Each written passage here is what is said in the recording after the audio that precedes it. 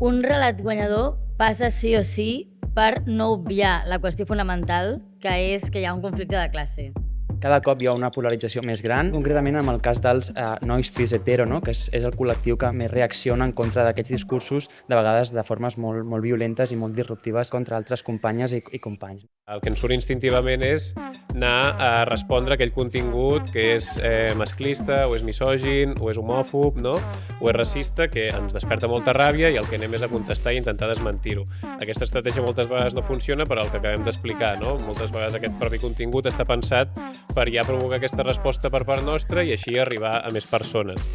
Hem estat xerrant sobre quines són les conseqüències d'aquesta fragmentació, d'aquesta erosió de les nostres comunitats i barris, que moltes vegades és dut a terme per l'extrema dreta. Com crearíem una experiència comunitària interessant al nostre barri. A nivell discursiu, totes tenien en comú certes coses, com per exemple posar les pràctiques quotidianes com a eix central.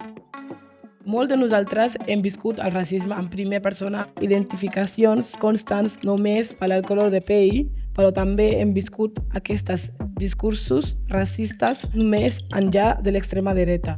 Què veuen els d'extrema dreta arreu del món? Clar, veuen en Israel un estat militaritzat, un estat profundament racista, profundament colonial, que és quelcom al que aspirar.